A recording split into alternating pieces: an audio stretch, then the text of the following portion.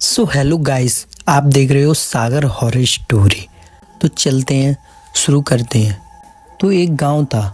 गांव की हर गली में इस बार दिवाली की चर्चा नहीं बल्कि राघव के नए बेकरी की हो रही थी। बेकरी का नाम गोल्डन केक वाला था। चारों तरफ उसकी बनाई मिठाइयों और केक की तारीफ हो रही थी। लेकिन इन मिठाइयों के पीछे छिपा रहस्य किसी को नहीं पता था। राघव एक अजीब किस्म का इंसान था। वह ज़्यादा किसी से बात नहीं करता था। गांव में बेकरी खोलने से पहले वह शहर में रहता था और वहीं से केक बनाने का हुनर सीखा था।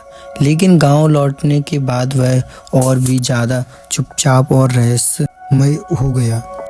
बेकरी के भीतर अजीब सी सज्जा थी। दीवारों पर पक्षियों के पंखों की आकृति, छत पर लटकते छोटे छोटे पिंजरे और एक कोने में रखी बड़ी सुनहरी पिंजरे की प्रतिमा। किसी ने ध्यान नहीं दिया, लेकिन बेकरी के बाहर हमेशा काले कौओं का झुंड मंडराता रहता था। दिवाली की रात बेकरी पर भीड़ लगी थी। हर कोई राघव के केक का स्वाद लेने आया था। सुमन गांव की जानी मानी ग्राहकी थी। वो अपने बेटे के लिए स्पेशल चॉकलेट वाला केक लेने आई थी। वह केक लेकर खुशी खुशी घर लौटी, लेकिन रात को अचानक चीखों की आवाज़ से गांव जाग गया।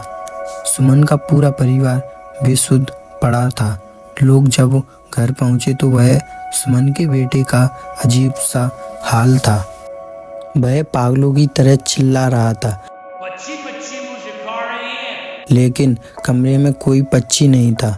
हादसे के बाद भी लोग बेकरी से केक खरीदते रहे, लेकिन राघव की हर मिठाई के साथ कुछ न कुछ अजीब होता।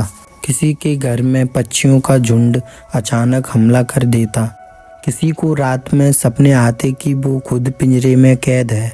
गांव के बुजुर्ग रामशरण ने एक दिन कहा, ये बेकरी अशुभ है। मुझे लगता है राघव के केक में कुछ है।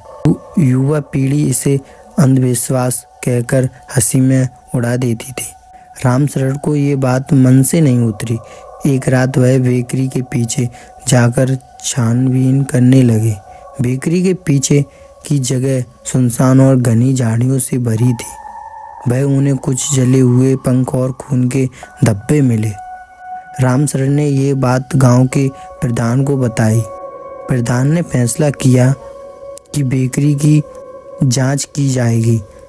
जब वे लोग बेकरी पहुंचे तो राघव ने उन्हें अंदर आने से मना कर दिया, लेकिन प्रधान ने पुलिस की मदद लेकर जबरदस्ती बेकरी की तलाशी ली।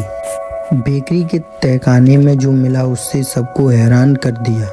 वह दर्जनों पक्षियों के कंकाल, खून से सने पिंजरे और अजीब सी किताबें थीं। किताबों में तंत्र मंत्र के जिक्र थे, जिनसे पक्षियों की बलि देकर शक्तिशाली होने की विधि लिखी थी। राघव ने सबके सामने सच कबूल किया। उसने बताया, ये केक सिर्फ मिठाई नहीं है। मैं इन पक्षियों को, आत्माओं को पकड़कर केक में डालता हूँ। यह केक खाने वाले पर इन आत्माओं का प्रभाव पड़ता है। जो आत्मा ज़्यादा ताकतवर होती है वे इंसानों को पागल बना देती है। गांव के लोग गुस्से में आकर राघव को गांव से निकाल दिया। ये कहानी यहीं नहीं खत्म हुई। बेकरी को बंद कर दिया। एक साल बाद दिवाली की रात गांव के कई घरों में पक्षियों का झुंड दिखा। वे घरों की खिड़कियों पर चोंच मारते और अजीब सी आवाज़ें निकालती। ऐसा लग जैसे कि किसी को खोज रहे हो। लोगों ने धीरे धीरे समझा कि राघव तो चला गया, लेकिन उसने जो आत्मा कैद की थी वे अब भी मुक्त नहीं हो पाई। गोल्डन केक की बेकरी आज भी गांव के कोने में खंडर बनी खड़ी है।